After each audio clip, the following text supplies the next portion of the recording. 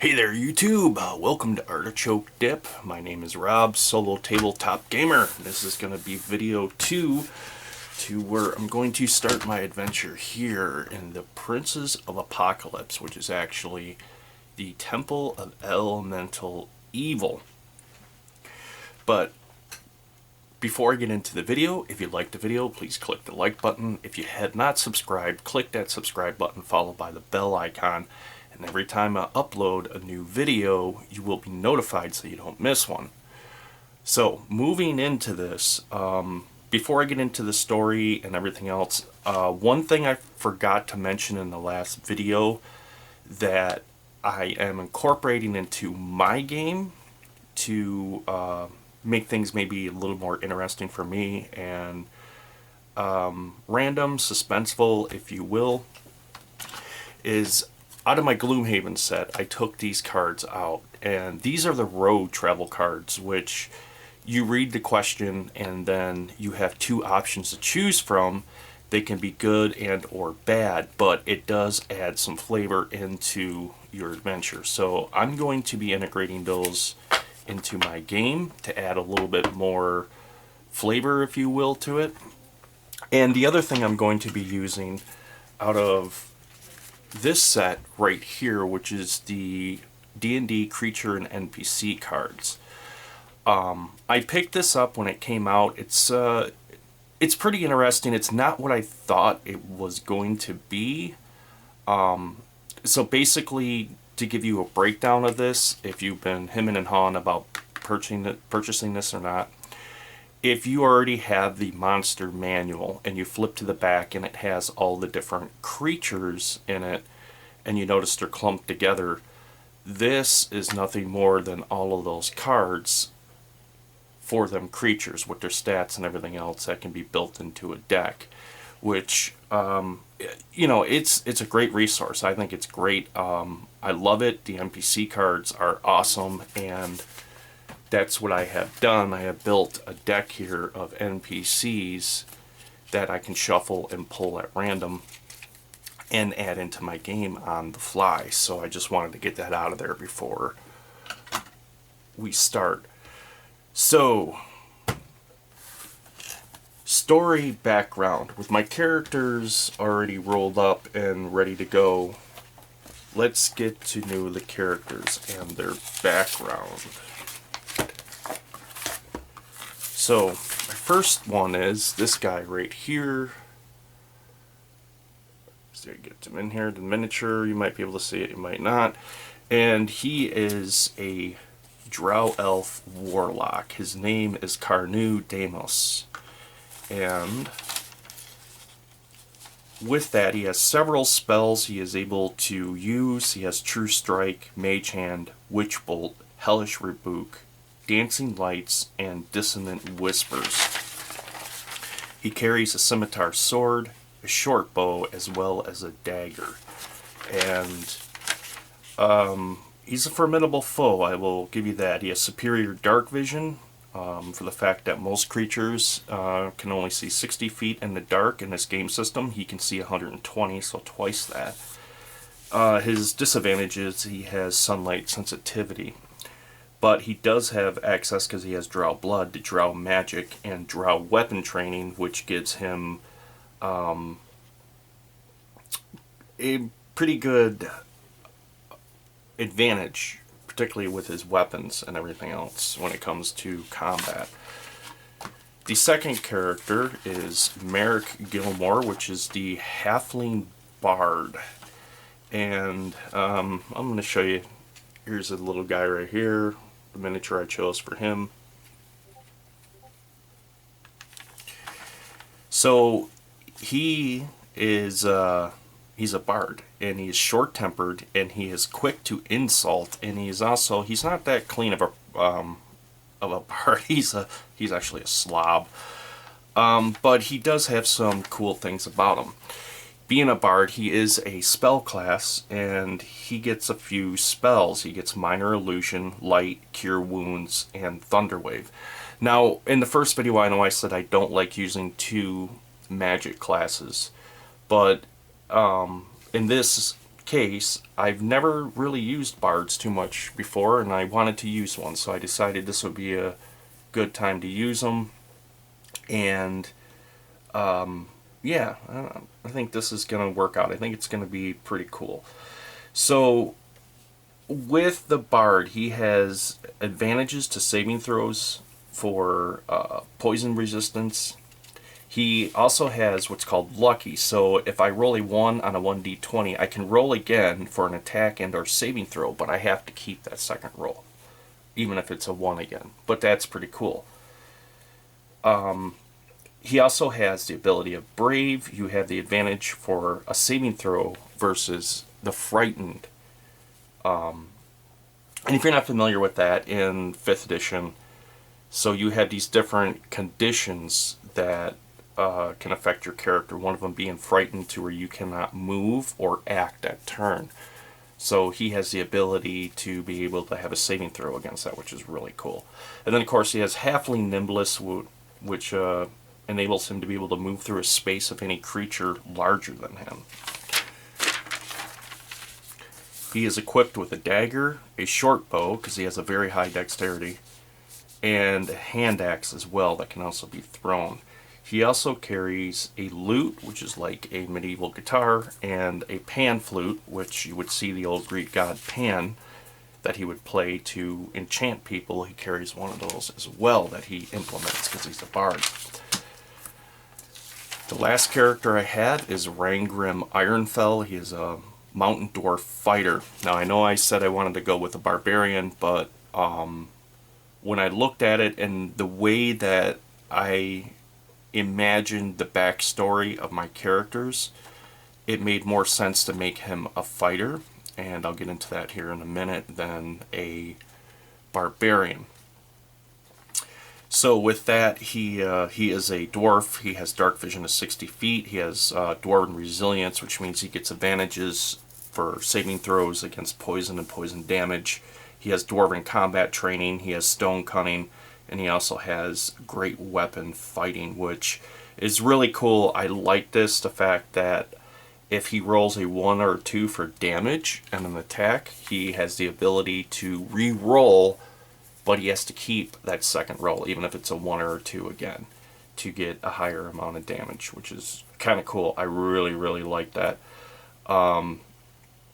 He also has Second Wind, which is a bonus action where he can gain 1d10 plus his level of hit points, because he's a fighter, but he has to take a long or short rest before he's able to use that ability again, if you will. He's equipped with a great axe, a hand crossbow, and a dagger. And of course, he starts out with some pretty decent studded leather armor. I decided not to give him chainmail or plate or anything like that, being that's a first level character. It just seems like it would not, I don't know, I have this belief that the characters have to work their way up and earn those better pieces of equipment as they go up in levels. And this is the mini that I have chose to represent Rangrim Ironfell. So, now that we know the characters, let's get into the backstory. And so, the Temple of Elemental Evil, the series that D&D has chosen for a lot of these, all takes place in the setting of Faerun. Faerun, because there's 2 settings in the D&D world. There's Toril, which is the original D&D realm, if you will. That would be basic, and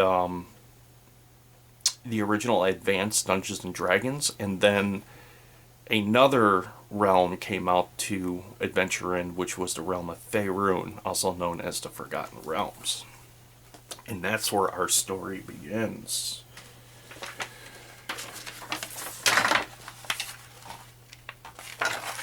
Our story begins here, up in the spine of the world, north of the Icewind Dale, into the great mountains, to a dwarven kingdom called Ironfell.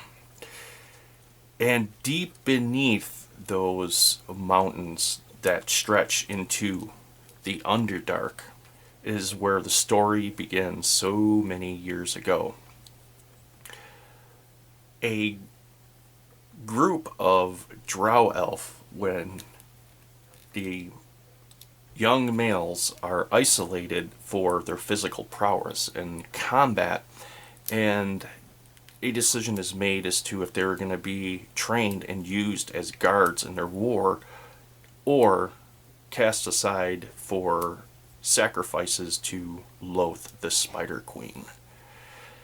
During one of those outings of training, if you will, to go into the Underdark to see how they fare against real creatures and if they live and or die, they ran into a large regiment of dwarves that were moving to isolate a large vein of mithril that they had found and beginning to mine.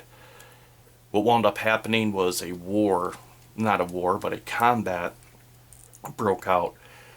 Being the fact that the drow were outnumbered, they were able to defeat them very quickly. Those that survived were taken as prisoners by the dwarves and brought back into the kingdom where they were evaluated. The ones that seemed that they were irredeemable and just wicked and evil were sent to some of the deepest mines for labor. Except for one exhibited that he wasn't all evil. He was different. He had almost like a different purpose in life. The king of Ironfell decided to keep Carnu as his servant, to where he would serve in his chambers. As time went on, he became very fond of Carnu, and seeing that Carnu was not inherently evil like the rest of his race, but he was very different. Just like a tale of another drow that refused the evil upbringings that was given to him and went into the world and become a legendary ranger, well known across the realms as Drizzt Do'Urden. But this is not a tale of Drizzt Do'Urden. This is a tale completely different. And with that, he began to love this drow elf as if he was one of his sons. And of his two sons, he decided to, at that point, give Carnu the opportunity to establish himself inside the kingdom in the king's guard, but he had to fight several of the king's champion warriors in combat to be able to prove to the kingdom and their people as a whole that he was worthy enough to serve and be accepted as one of them. After 2 days of grueling battle and the point of exhaustion and almost complete death, he proved himself worthy and was accepted among them as one of their clansmen, one of their brothers, if you will. Before this even happened, Rangrim and Carnu, growing up next to one another, had already formed that bond of brotherhood and were very good friends. On an expedition to look at an artifact that was uncovered in the mines, the king, being escorted by Rangrim and Carnu and his brother Elton, ventured into a deeper part of the Underdark. The one thing that the miners did not foresee is the cribbing that they had put up to support the mine ceiling was in fact not 100%. And as they entered and they were looking at this statued artifact, a cave-in occurred. Ragrim's brother was pinned underneath the rubble, as well as other workers of the dwarven kingdom, and perished beneath it. The other thing that happened that came out of that was when the cave-in occurred, Carnu, trying to dodge the falling rubble from the ceiling, stumbled and fell into this ancient statue where he had touched it. The statue made of black onyx with white quartz veins that ran through it, giving it almost an luminescent, eerie glow, bursts into a bright blue light of magical energy. And like a large vortex of energy that came out from it and lit the whole area up underneath this bizarre light, consumed Carnu. Carnu would later learn from other people that were there. It almost looked like as if he had waves of electricity running through his eyes into his skull and back out his hands and his feet, and he was paralyzed. When the event ended, Carnu at that point fell unconscious to the floor, and that's where he stayed until he was, for 2 weeks, he was in a coma. And the king fell into some deep, deep grief. Grief of the thought of losing 2 sons in just a horrific event. After those 2 weeks had passed, Carnu awoke from his coma, but he was different.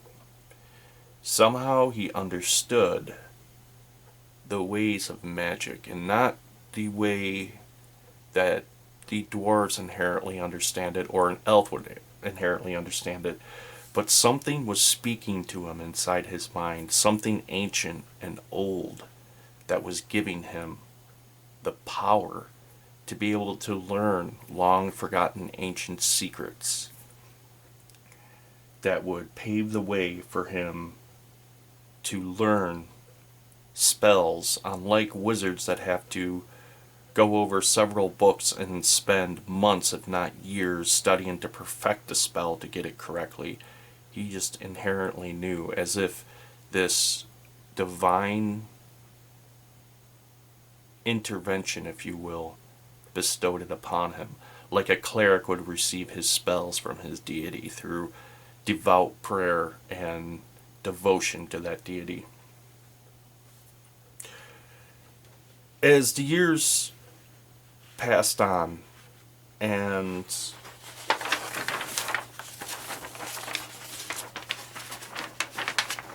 things change as they always do.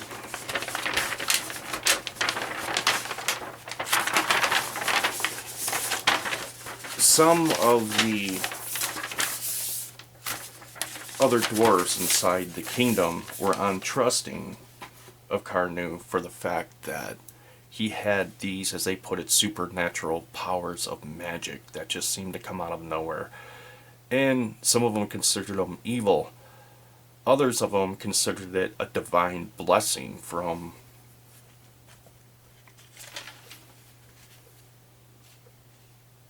their ancient dwarven god, Erifil, and the secrets of steel and mithril and all the others that have been bestowed upon him, that he was in fact a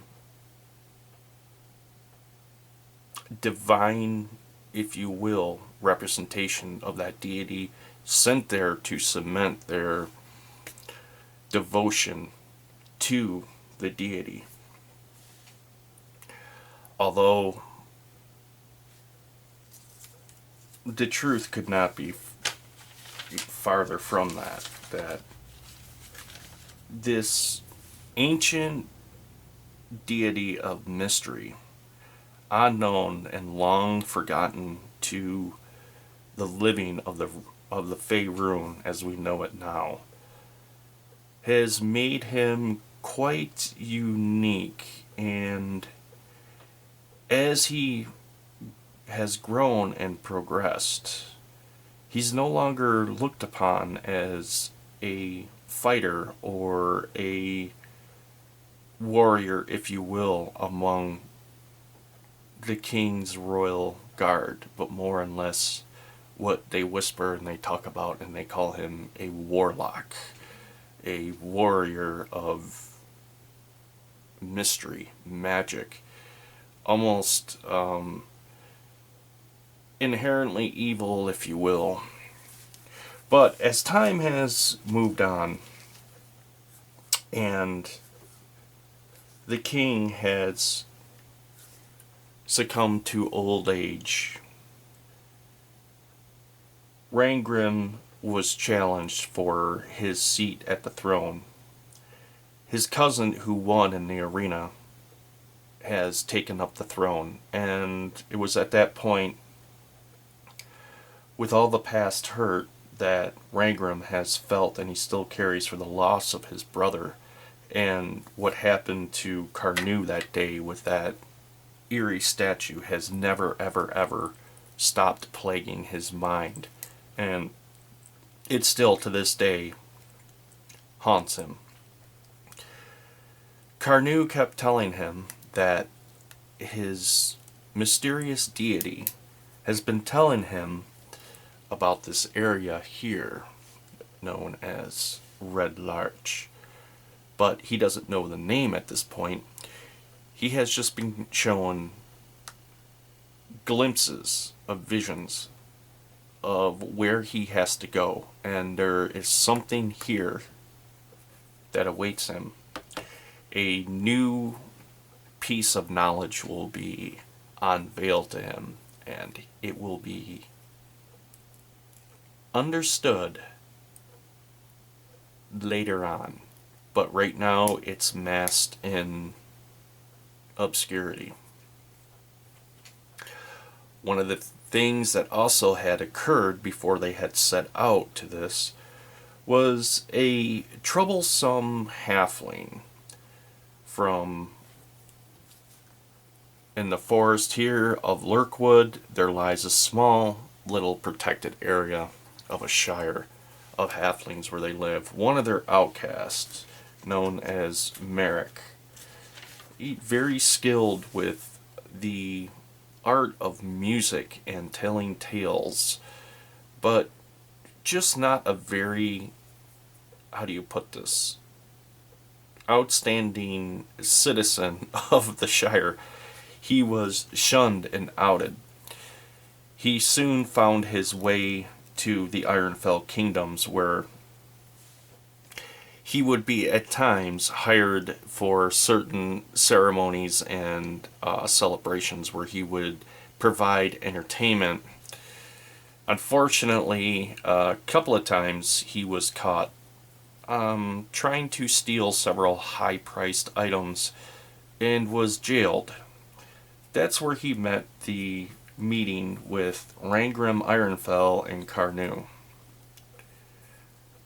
Over a couple of years, they forged a friendship, and it was at that point that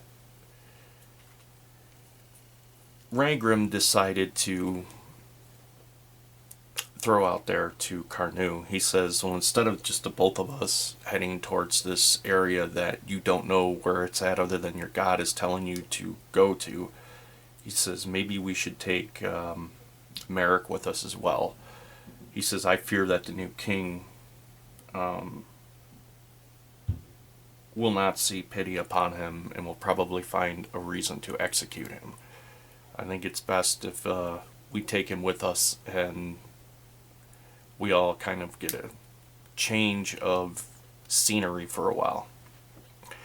After much debate, they decided that that was the best, and Merrick was brought in, and they had all decided in the early morning hours to sneak out of the kingdom and enter the surface to start heading towards what would be now we now know as Red Larch.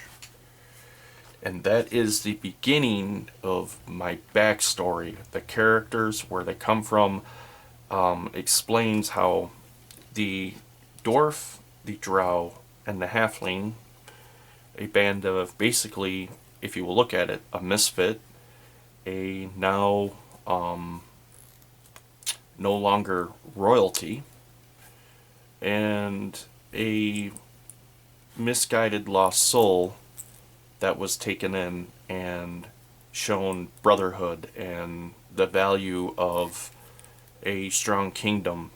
And from that, they are now going to exit the mountains. So, this is where my adventure is truly going to begin. You can see where they started in the world of Faerun, and it gives us a good idea as to where we are headed. So the first thing I want to do, I'm going to say it is a day's march for them to get out of the mountainscape. And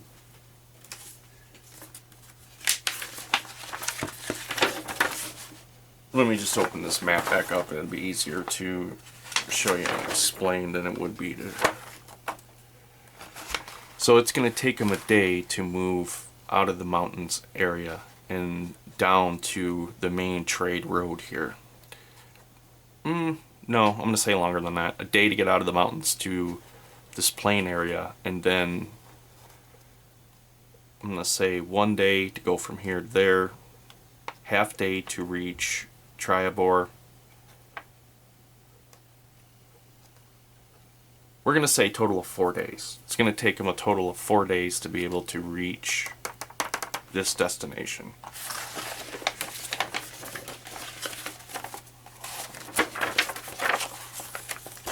So,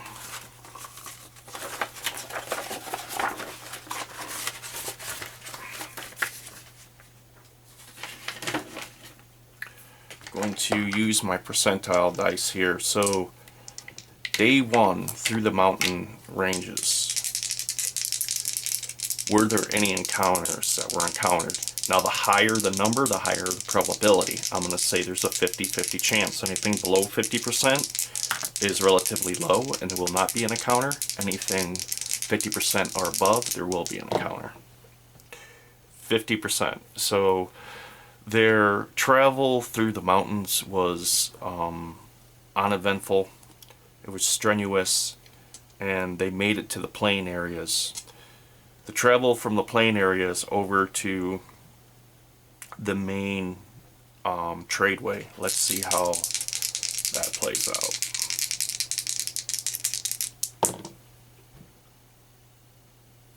59%. Okay, so something did occur. It's above 50%, and there was an encounter. So we're gonna play that out, and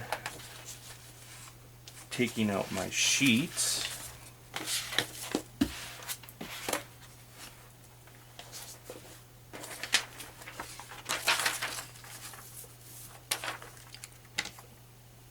Let me see what kind of encounter we have encountered here.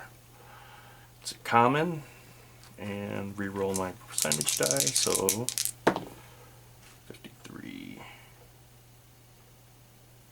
Goblins. They've encountered some goblins in the plains. Alright, so let's get that scene set up.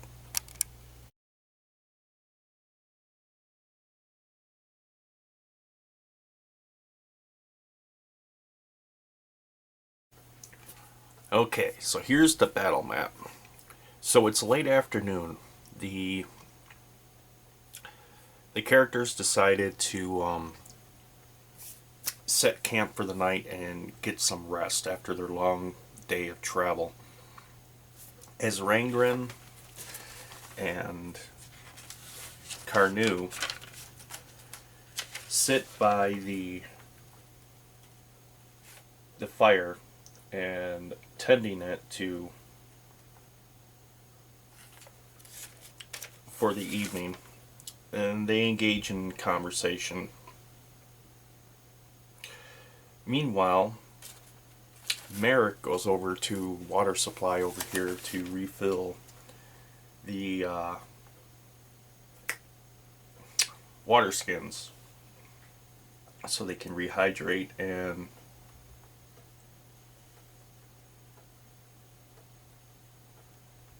so they do not dehydrate, which is a good thing. We've got some campfire.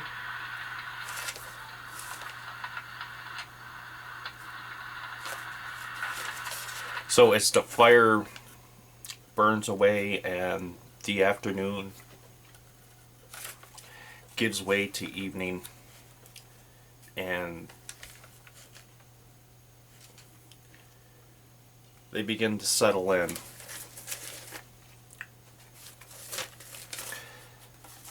Carnu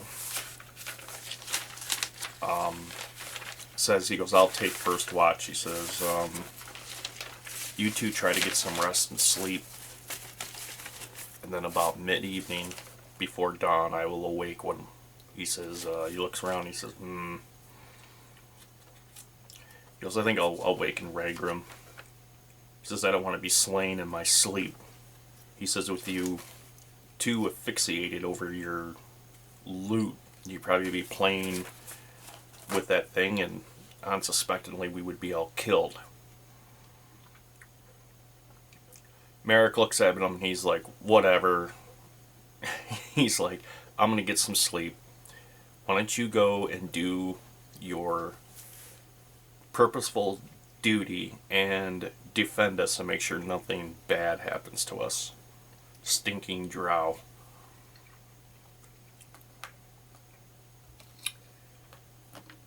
These guys, I'm going to lay their characters down so they show that they're resting by the campfire. It's at this point, Carnu is off. I'm going to put him over here actually. Into the shadows of the fire, observing and watching. Now, this is where it's going to get interesting. So, the goblins, they have an AC of 15. Each of them have 7 hit points, so let's go ahead and pencil that in right now so I can keep track of who's who.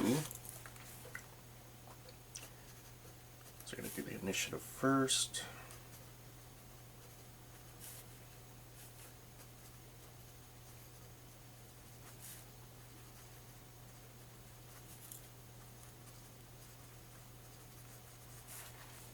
There's 1, 2, 3, 4.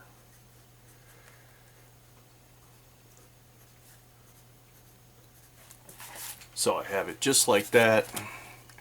I have my initiative order. Carnu, Rangram, Merrick. The encounter, I'll roll the dice and figure out the numbers in the way that they fall in initiative. And I have them numbered 1 through 6 with their hit points. I'm using dice to be able to keep track of the minis on the attack board. So, no confusion. Alright, but let's get back into this goblin real quick here. So his skills, he has a stealth of +6. Senses, he has dark vision 60 feet. Passive perception of 9.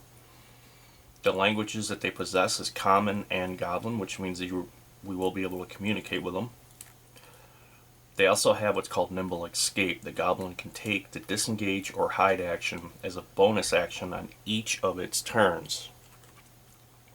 Sneaky little buggers. They carry a scimitar, which is a +4 to hit, and a 1d6 +2 slash damage, or a short bow, which has a +4 to hit, a range of, at advantage, 80 feet, at disadvantage, 320 feet for 1 target, and a damage of 1d6 +2 piercing damage. So, yikes. Alright. So first thing I'm going to do is I'm going to roll 20-sider for each one of these, and I'm going to assign them their initiative. And by their initiative, I mean I'm going to add their dex bonus, which is also their initiative bonus, to that roll. So number 1, which is Carnu, I got an 8 plus 4, pretty simple. I got a 10, sorry, 12, can't count today. Second roll will be for Rangrim. 7 plus 3, which is 10. Merrick. Ooh. 12 plus 3, which is 15. Wow, he's a quick little bugger when he was awake, because he's not awake this turn. And of course, the goblins, which their dexterity is a plus 2, which is also 15. Alright, so in this case, when I run up against something such as this, Merrick has 15, the encounter has 15, the character goes first, followed by the encounter. But with that being said, they definitely have a higher initiative value than Carnu, and that's going to stink because of the fact they're going to use their stealth skill, which they get a plus 6 to that roll, and the goblins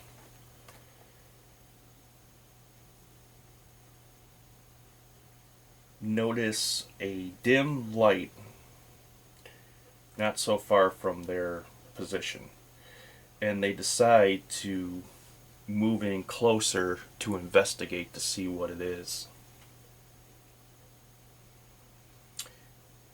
It's at that point they're able to recognize, and they can see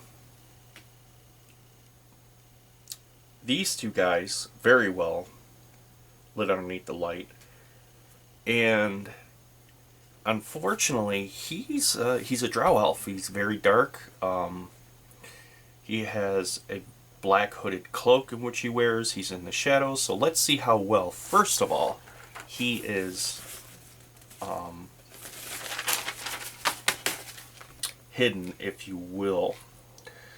I'm going to use my dex for this, and he'll get a plus 4.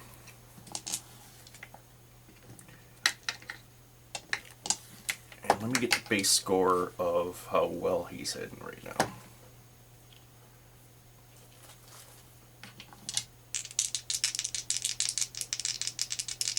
Given the fact that he's drow, I'm going to give him advantage on that roll. Okay, so he'll take the higher of the two. So DC 15 is what they have. So for the goblins, they're going to have to be able to roll higher than that to see if they spot him. I'm going to do that right now.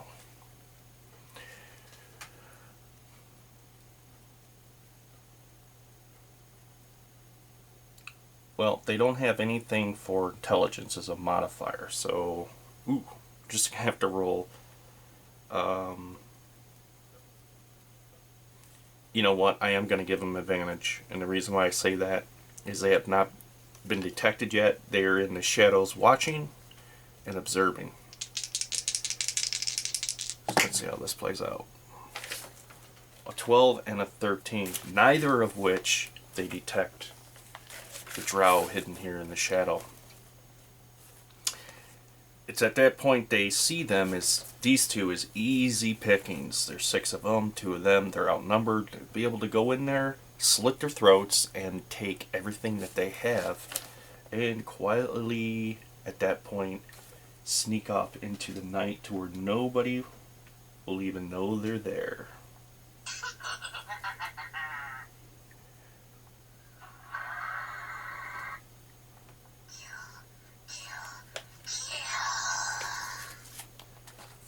They begin to move in, and they're stealth, so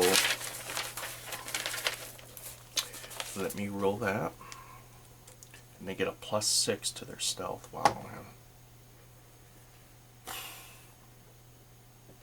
So they have a DC of 14. And I'm going to start moving these guys into the map.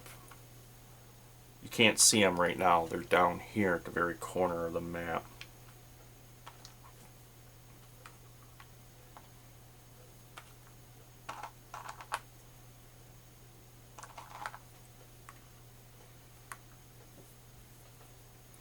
But given the fact that they're 5, 10, 15, 20, 25, 30, 35, 40, 45, 50, so they're well within sight range, double his sight range. Now, they're moving at stealthily moving at a 14 through the tall grass, and I'm going to see if Carnu is able to detect that. So given the fact that he is hidden, I'm not going to give him advantage or anything.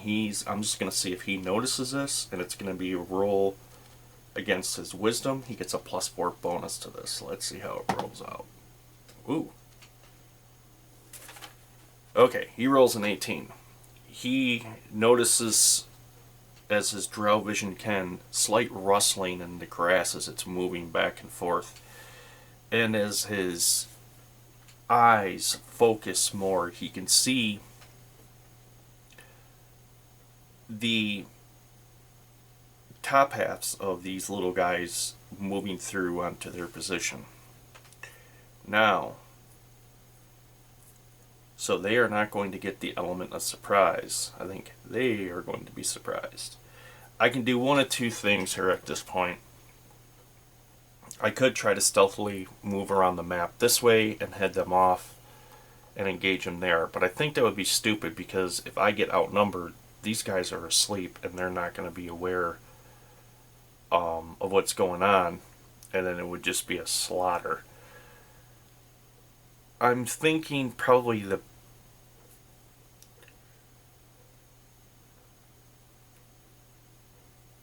I know what I'm going to do.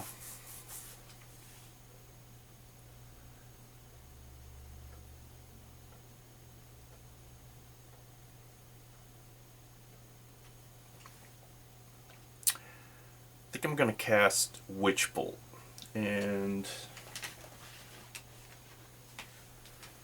let me pull up the description of that.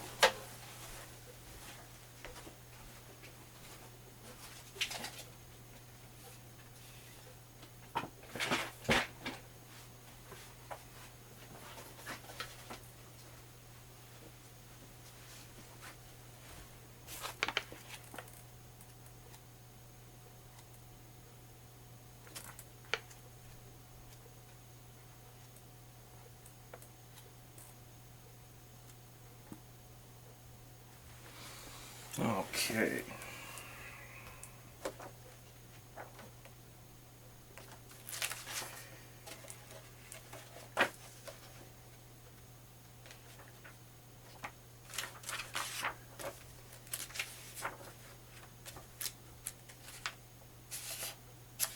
So, the spell I'm going to use out of the player's manual for the Warlock class, right here, and I'll read to you what it does. So it's a casting time, takes 1 action, has a range of 30 feet, so I'm going to have to wait till they're within range. The components, verbal, somatic, and material, and the duration is concentration up to 1 minute. So it lasts for up to 1 minute. A beam of crackling blue energy lances out towards a creature within range, forming a sustained arc of lightning between you and the target. Make a ranged spell attack against that creature. On a hit, the target takes 1d12 lightning damage, and on each of your turns for the duration, you can use your action to deal 1d12 lightning damage to the target automatically. The spell ends if you use your action to do anything else. The spell also ends if the target is ever outside the spell's range, or if it has total cover from you. Okay, so I think you can understand what's about to go on. So I can target them and deal 1d12 lightning damage. Now, why I'm concentrating, and as long as they are within that area, I can automatically target this guy next to him, which I'm going to play that out and show you how that goes, if it goes that way. So, first round, how that's going to go, I'm going to cast Witch Bolt. I'm going to let them move into range. So, their speed is 30 feet, 5, 10, 15, 20, 25, 30. 5, 10, 15, 20, 25, 30. 5, 10, 15, 20, 25, 30.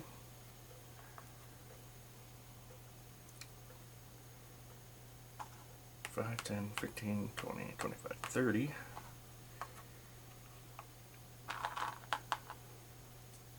5, 10, 15, 20, 25, 30, which would be, I keep these. 5, 10, 15, 20, 25, 30. Okay, so they're all descending and moving in. So that's their move. Now, unfortunately, I'm hoping, well, I hope Merrick makes it through this. Because if not, well, I just killed him. So, they get an attack, and with scimitars drawn, they cast an attack on him. And of course, he's asleep, he can't defend himself. Oh.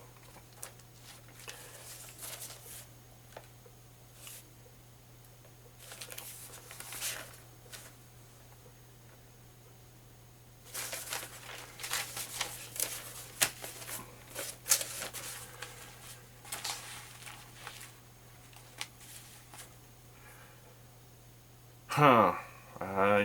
That's horrible. That's really horrible. Okay, so...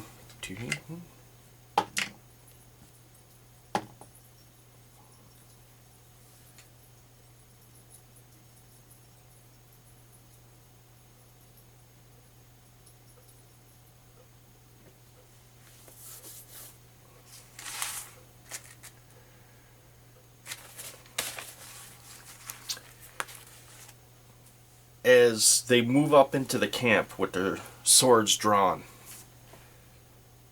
moving swiftly, slashing.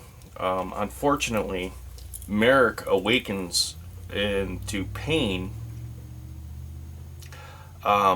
He's been slashed twice, and he's going to take 7 hit points of damage over that. Just only going to leave him with 4. Oh, man, that's horrible. Okay. Now, to end this round out, my drow gets to take his turn. He's just awoken, he's surrounded, he's confused, he's in a lot of pain. I'm going to see if he's aware of what's going on. I'm going to use my intelligence save. He's sleeping, and so he's kind of going to be at a disadvantage. He's in a slumber. I hate to do that, but he gets a +2. No. He's unaware right now as to what's going on. He's still in a deep sleep next to the fire, just in a... Oh, man.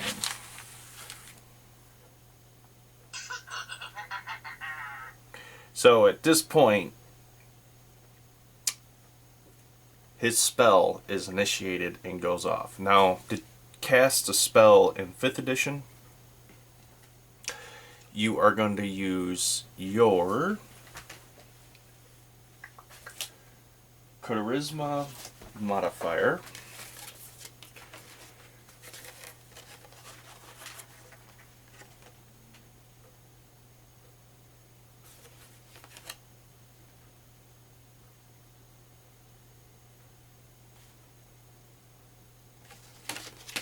So let me get back to that. They have a equation, and I don't want to get this wrong. So your spell save is 8 plus your proficiency bonus and your charisma modifier. Sorry. Your spell attack modifier is your proficiency bonus plus your charisma modifier. So looking at those two, my proficiency and my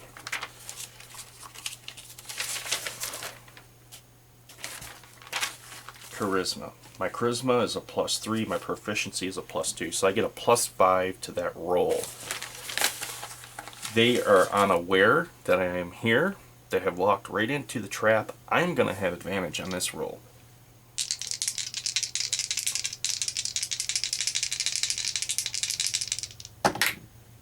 Oh yeah, oh yeah. That's going to be a 21. I didn't roll a natural 20, but 16 plus the 5 takes me up to 21. So my first lightning bolt will be for him. Now, I think how I'm going to break down the minute into rounds is I'm going to go 4 rounds. I'm going to declare as a minute. And then, yeah, we'll go from there. So, this guy right here is going to take 1d12 points of electrical damage. He takes 5. And he has 7 hit points, which leaves him with 2. So a bolt of lightning seems to streak out of nowhere and begins electrocuting him. The goblin is just screaming out in pain as the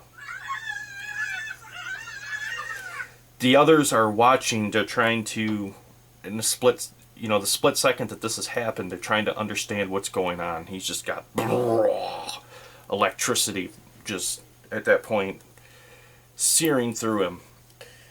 Merrick is able to stand to his feet. He sees what's going on, and I'm going to do the smartest thing I can do, and that is to move the heck out of the way.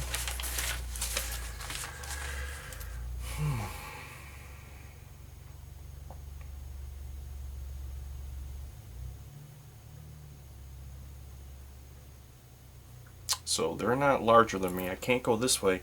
But, however, I can go back through that way through a friendly. That's what I'm going to do. I'm going to take my movement and I'm going to move this way. In doing so, I'm going to trip over him. Let's see if this awakens him.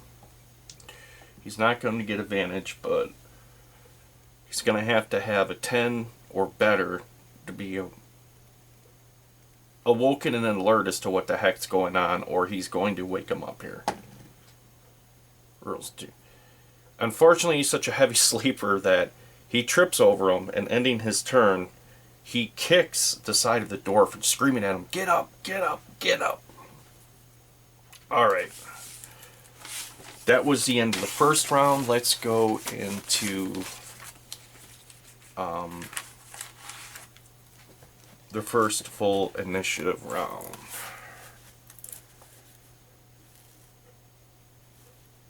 So the first one, top of the batting order, is going to be Merrick. He's going to get to go first.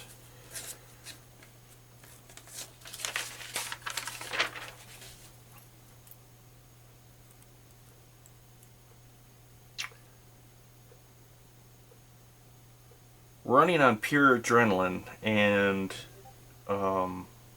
trying to just comprehend everything that's going on, he draws his bow and takes aim at the goblin next to this one that is just being electrocuted at this point.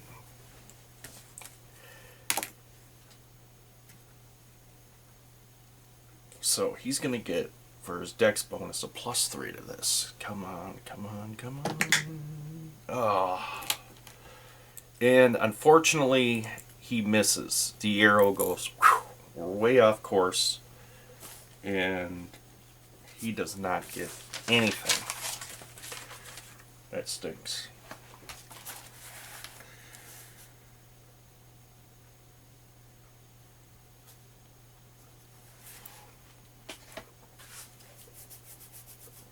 Okay, so it's now the encounter's turn, and I want to see how they are going to react to this as far as a condition modifier. If they are going to be frightened, or if they're going to advance and attack.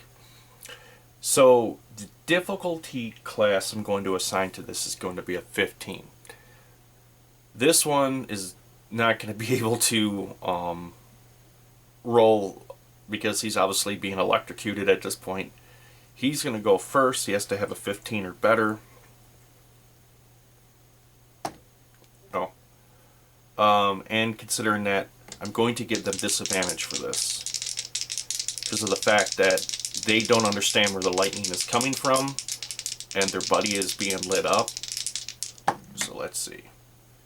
He is frightened. He is frightened. This guy right here. He is frightened. He is frightened. He is frightened as well. They are all frightened by what has just happened. They came in, they thought easy pickings, slashed at this halfling. Next thing they know, their buddy's being lit up like a torch from a bolt of electricity that seems to be coming out of nowhere. Okay. So with that, the fact that they are frightened, they're going to lose this round.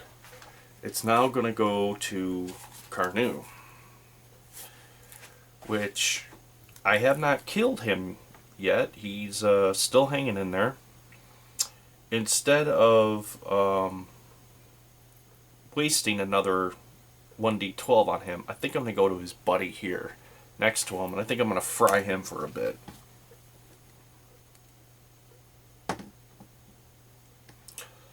Oh, okay. So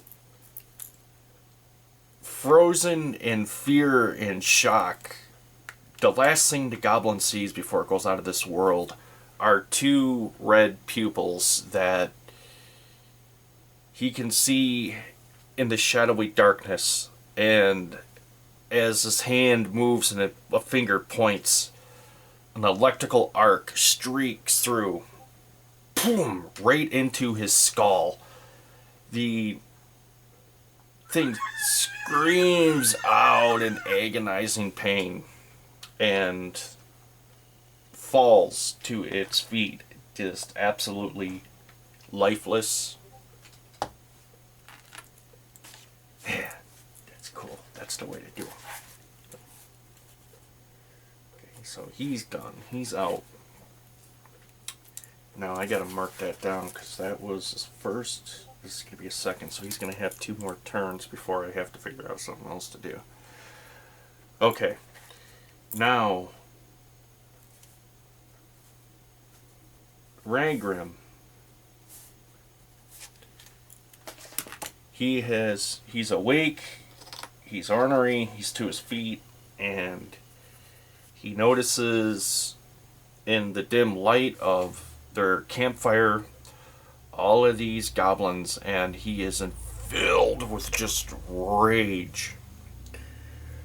This goblin that's in shock, it's just had a large bolt of electricity sear through it, and is trying to regain its composure. It has no idea what just happened to it. Rangrim lets out a loud scream and goes charging towards this thing with his axe drawn. Nice thing is, I'm going to give him advantage on this attack because this guy is just completely stunned and out of it. He doesn't know what's getting ready to hit him.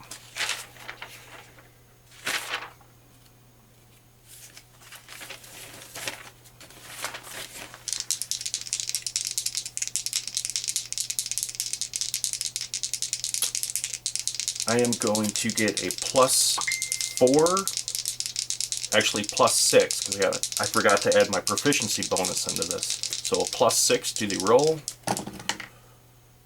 Oh my goodness. I rolled a 1 on both dice. Holy crap. Okay, so... Oh, wow.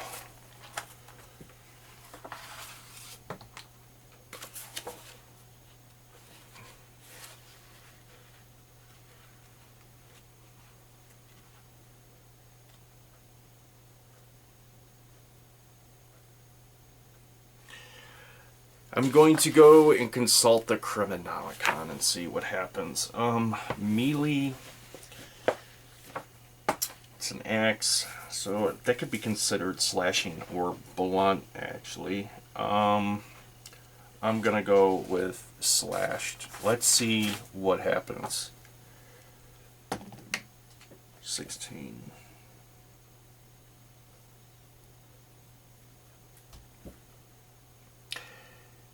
As he went to go in for the attack, tripping over this boulder right here, Ragrim actually falls, the blade of his axe cutting into his shoulder, and unfortunately I'm going to take damage for my own weapon. That really, really sucks. Wow. This definitely not starting out the way that I foresaw it.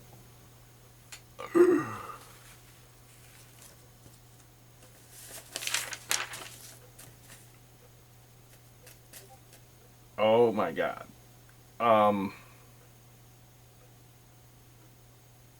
Wow. So, he endures 15 points of damage from his own weapon. He only has 14 hit points. He about dang near takes his complete arm off and is now lying prone in between these two right here. And without any aid, he's going to start to fade pretty quickly. So he's at a negative 13 at this point. Oh man, he should have just stayed asleep. This is horrible. Okay,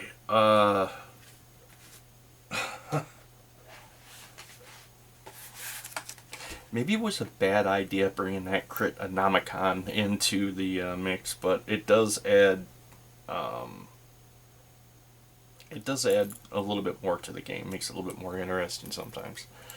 Okay, top of the batting order is going to be Merrick.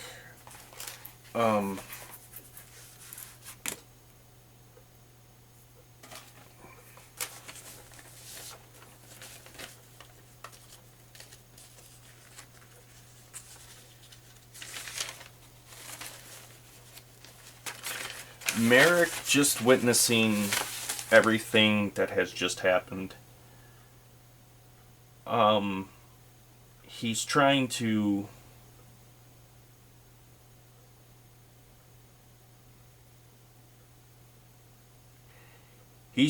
process all of this. It's at this point I think I'm going to cast Thunder Wave upon this entire crowd here. He's already hurt and he's down, so I mean I can't really do much more damage to him. I would have to check and see if they're still frightened this round. I highly doubt it, but I think this is going to really kind of save the day. So Thunder Wave cast what it is, Thunder Wave, and a 15-foot cube. So if you can think of that, 5, 10, 15, moving this way, everything within that 15-foot cube takes 2d8 thunder damage and is pushed 10 feet from you. And the thunder can be heard up towards the 300 feet away. Alright.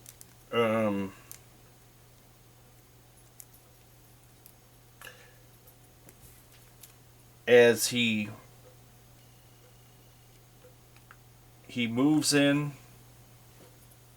to protect Ragrim, and at that point he takes his hands and he screams out and he comes together in a clap. Now I'm going to be adding my charisma modifier, which is a plus 2 plus my proficiency bonus, which is a +2, which is going to give him 4. So I have a +4 to this roll. And let's hope this goes well. 14.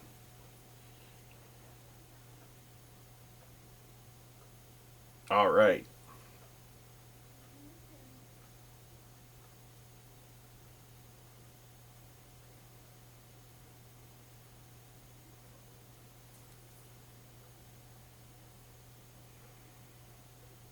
So it's at this point, everybody in a 15-foot radius. 5, 10, 5, 10, 15. So these 3 guys right here are affected by this 2d8 thundercloud. 5, which is 13 points of damage. Number 1, he didn't have enough. He's dead. He's just off the board. He's gone. Number 2 is dead. Number 5 is dead. Which leaves these 2, which will be pushed back 10 feet away. Now, with this loud thunder wave going out, I have to see if he loses concentration or not of the spell that he has going on. Let's see how that's going to work out. So, I'm going to roll against his wisdom for a constitution. And a sound that loud is going to be really hard to try to concentrate completely through. So I'm going to set this difficulty class modifier up to an 18. Let's see how this works out.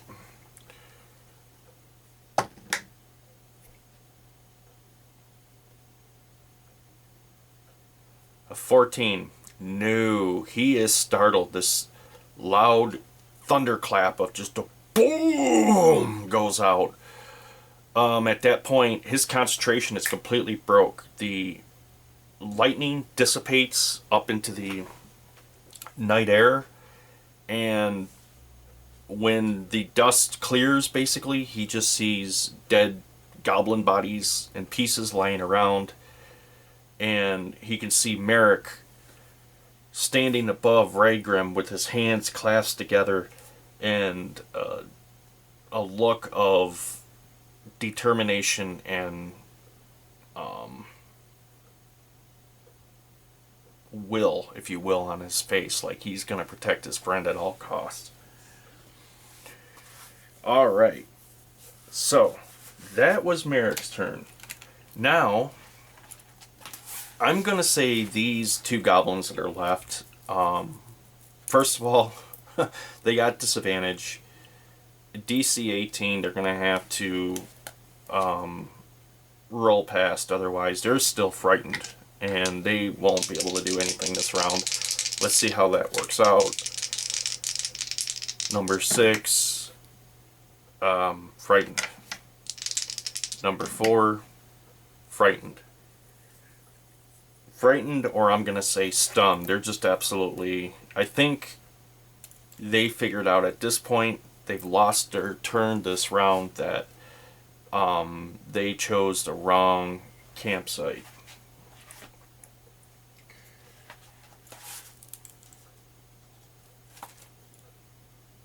Rangrim, he's down for the count.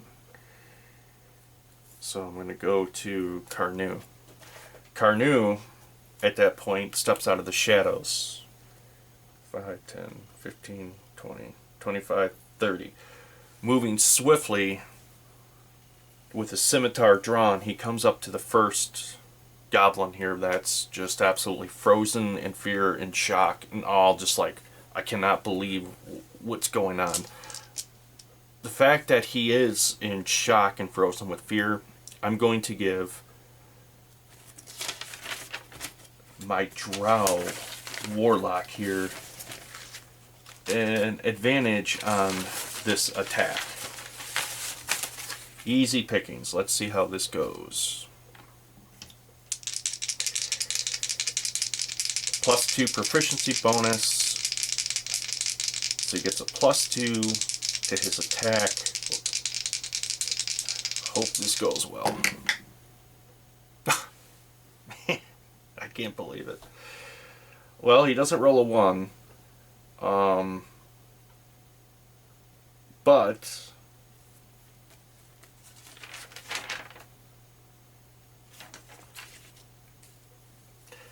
as he moves in for the attack and as he swings the scimitar, he misses the goblin within fraction of an inch above its head. Whew. The goblin can hear the sound of the blade cutting through the night air. That really stinks. I cannot believe that. For whatever reason, these dice are rolling extremely low for me, and they just don't want to cooperate today. Rangrim, his turn is over. It's going to go back to Merrick. Okay. Merrick. He's going to cast... He's going to cast Cure Wounds. I mean, that's the smartest thing to do, but he's not going to cast it on him. He's going to cast it on Rangrim.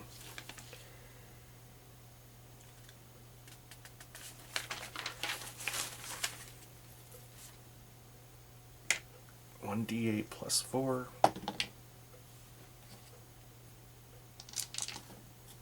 He will regain 5 hit points, so at least he's not dying.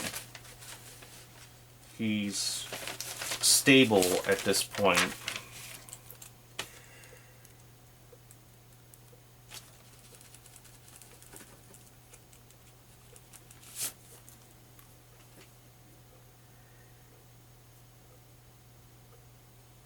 So which will put him, he was at a -2 for hit points for that turn, but now he's been healed, it brings him to 1 hit point. So he's no longer dying, but he's not in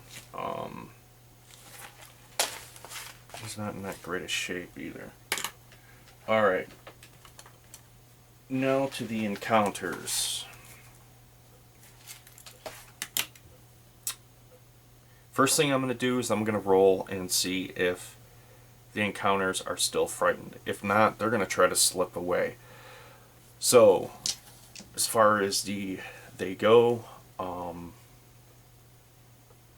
going to say the difficulty class has dropped down to a 10 at this point. There's been nothing really significant, and they do not have disadvantage as well. So number 6, it's a 14. He's no longer frightened. Number 4, 19. He's no longer frightened.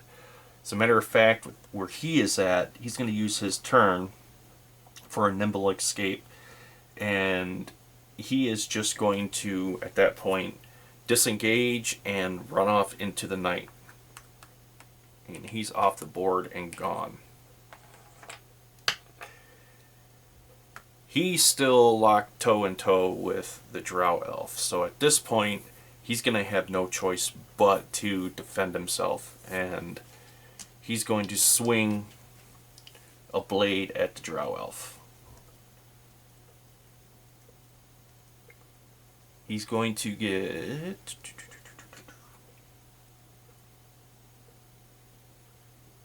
a +4 to hit. Wow.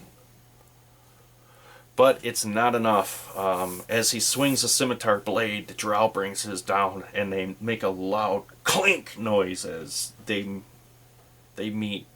The Drow Elf's eyes, just at that point, focus more intently upon the Goblin. And I think the Goblin knows at this point its days are numbered. So, Carnu. He's going to attack yet again, and hopefully this time he does better. He's going to get a +6 to his roll. He rolls a 19. He brings the scimitar blade back around and above the Goblin's head. bringing it down quickly as a drow elf can, quick and nimble in combat.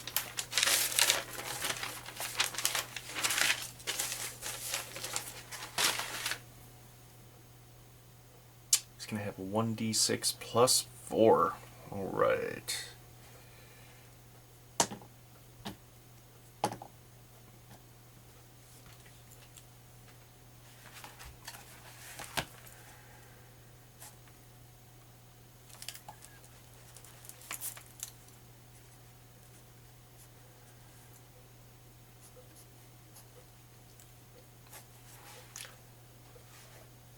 He doesn't kill the goblin just yet, but he mortally wounds it as the scimitar comes down, slashing the creature's abdomen totally wide open.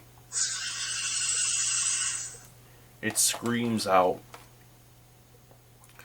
Falling prone to the earth, the drow stands above it, ready to deliver another attack. But we're going to go over here to Rangrim, and so Rangrim has a cool little ability which is called Second Wind, and it's a bonus action.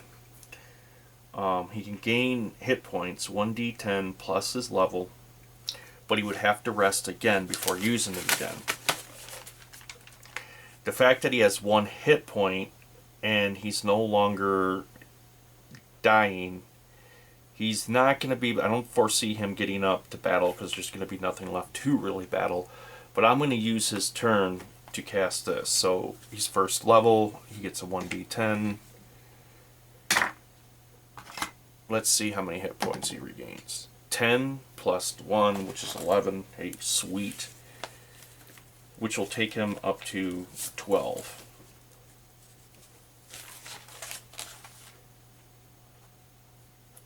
He stands... He has the strength at this point to stand and start surveying the damage that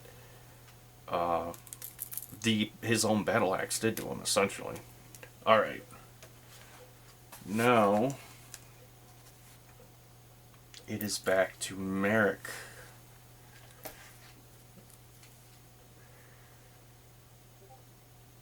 Merrick at that point, amazed, looks at Rangrim and he says, "I thought I've lost you, old friend." He said, "But I think our drow companion down there may need some help." Rangrim turns his attention over, confused as to what's happening, and despite him being wounded, 10, 15, 20, 25, he moves up to the goblin that's laying prone onto the ground.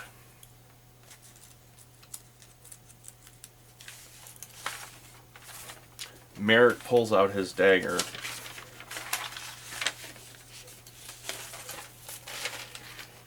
Kneels down above the goblin, grabbing him by his nasty, dirty, greasy black hair, drawing his head back to expose his throat, and says, "Who sent you here? Who sent you here to do this to us?"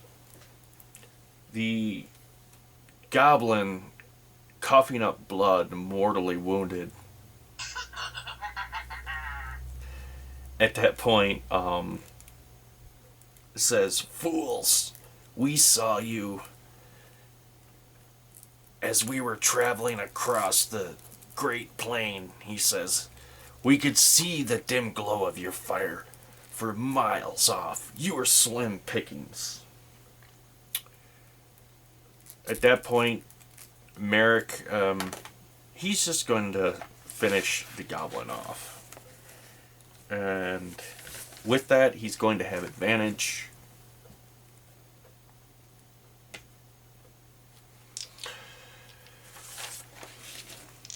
He's going to get 2 for his proficiency and a +1 for his strength, which gives him a +3 bonus.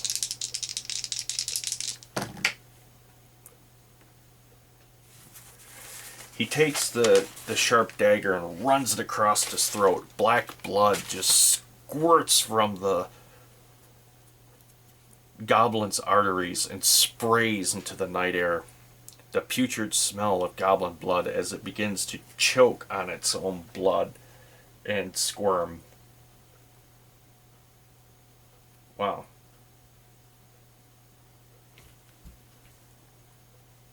So, with that,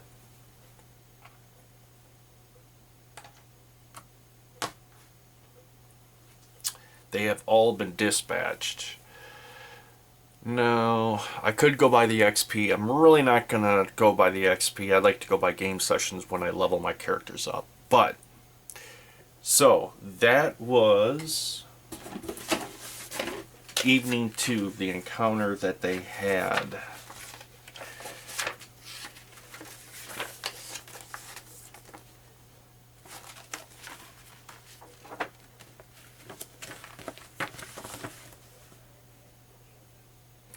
Which put them